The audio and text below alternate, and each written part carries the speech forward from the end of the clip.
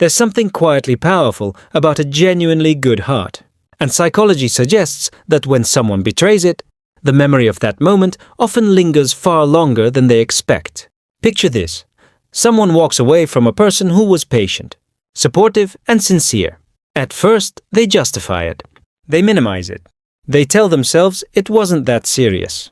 But weeks later, months later, sometimes even years later, a small, unexpected reminder brings it back. A thought before sleep, a social media update, a memory triggered by a similar kindness from someone new. And suddenly, there's a subtle emotional echo. Not dramatic, not cinematic, just lingering. This isn't about karma or revenge. Psychology doesn't frame it that way. Instead, it often points to something quieter. When we betray someone who treated us well, we disrupt our own internal narrative about who we are. Most people, even those who make harmful choices, prefer to see themselves as fair, decent, or justified. So when behavior clashes with that identity, especially towards someone genuinely kind, the mind has to work harder to reconcile it. That internal friction can resurface unexpectedly. And if you've ever been the one with the good heart, the one who showed up honestly, you might not realize the impact of that integrity. But integrity leaves a psychological imprint, especially on someone who walked away from it. This video isn't about glorifying pain or assuming everyone regrets their actions. Not everyone processes things the same way. But psychology suggests there are common human patterns that tend to emerge when someone betrays goodness. Patterns rooted in cognitive dissonance, memory reinforcement, and emotional comparison. If you've ever wondered whether being too good means being forgotten, overlooked, or easy to replace, this conversation might gently challenge that belief. Because often, what's steady and sincere doesn't fade. It becomes a reference point. And sometimes, that reference point quietly follows the person who lost it. Psychology often talks about something called cognitive dissonance, the mental discomfort that happens when someone's actions don't align with how they see themselves. Most people prefer to believe they are reasonable, fair, even kind. So when someone betrays a person who treated them with genuine care, it can create an internal contradiction. To reduce that discomfort, the mind may initially rewrite the story. They might downplay your kindness, convince themselves you weren't that special. Focus on your minor flaws. This isn't always malicious, it can be a self-protective adjustment. But here's the part that's interesting. Rewritten narratives don't always hold up over time, especially when life provides comparison. Psychology suggests that human memory is relational. We don't evaluate past experiences in isolation. We compare them to what we experience later. So if someone leaves a good-hearted person and later encounters inconsistency, manipulation, indifference, or emotional instability, something subtle can happen. The contrast becomes sharper. Your calm becomes clearer in hindsight. Your loyalty feels rarer, and what once seemed ordinary may begin to feel uncommon. This doesn't guarantee regret, but it often creates perspective. Another pattern involves what researchers sometimes call moral self-image maintenance. People tend to protect the idea that they are decent. When they act against that self-image, especially towards someone who didn't deserve it, the memory can resurface during quiet moments. Not necessarily as dramatic guilt, but as reflection. A pause, a recognition that something stable was mishandled. There's also the factor of unresolved emotional closure. When someone betrays a good heart, the story rarely ends cleanly. Good-hearted people often leave with dignity, not chaos. And that calm ending can be psychologically louder than an explosive one. There's no dramatic villain to blame, no messy fight to justify the exit. Just the quiet awareness that someone offered sincerity and it was walked away from. That kind of ending tends to linger because it lacks distortion. It's harder to villainize someone who stayed kind, and so the memory remains intact, less altered by anger, more preserved by clarity.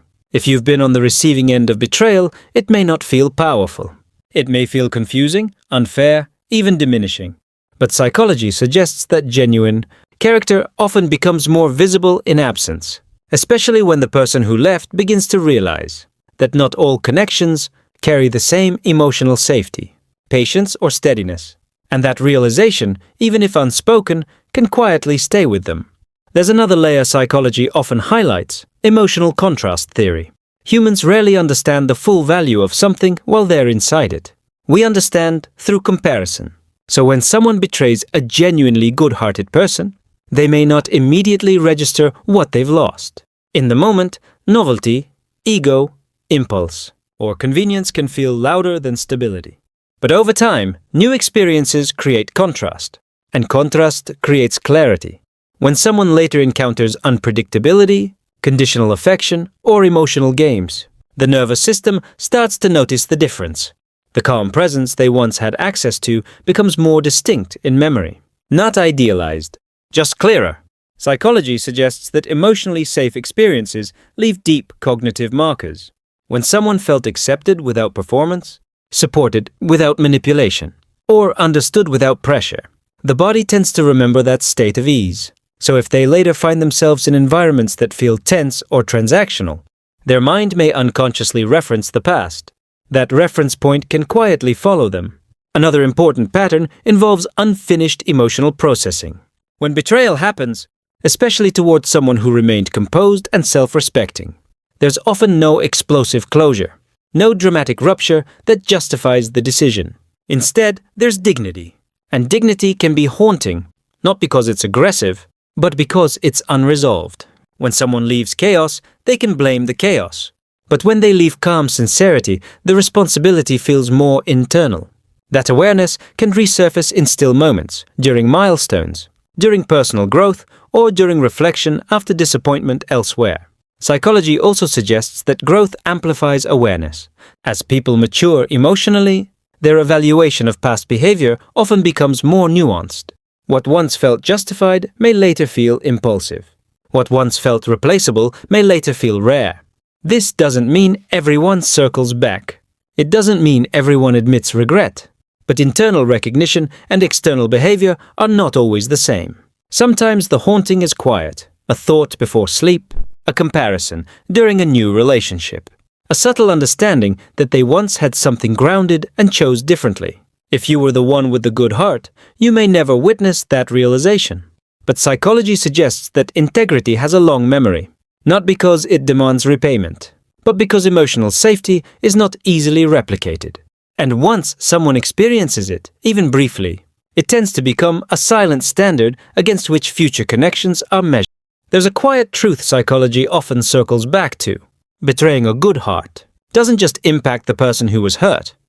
It can subtly reshape the inner landscape of the one who walked away, not always in loud, dramatic ways, but in small, reflective ones. Because when someone encounters genuine patience, emotional steadiness, and care without manipulation, it creates a psychological imprint. And imprints don't disappear simply because a relationship ends. Over time, people tend to refine their understanding of what connection actually feels like. As emotional awareness develops through experience, maturity, or even disappointment, earlier choices are often reevaluated through a new lens. What once felt boring may later feel peaceful.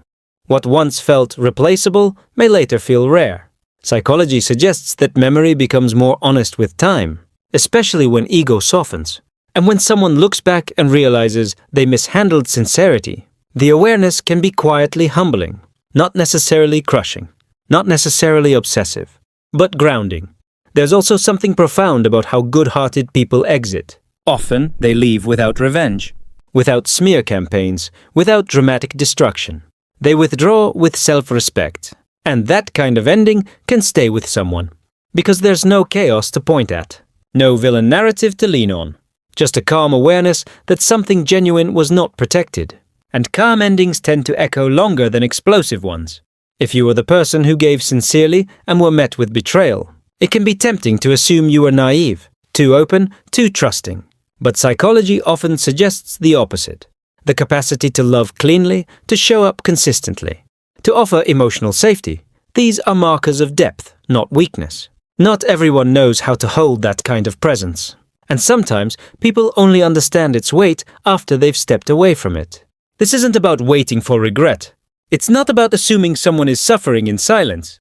It's about understanding that genuine character has gravity. It registers, even if it's not acknowledged out loud. In a world where connections can be transactional and temporary, sincerity stands out more than it seems. And when someone betrays that sincerity, they may move on externally. But internally, the reference point often remains. Quiet, persistent, clarifying. If this reflection resonates with you, take a moment to consider what your steadiness truly represents.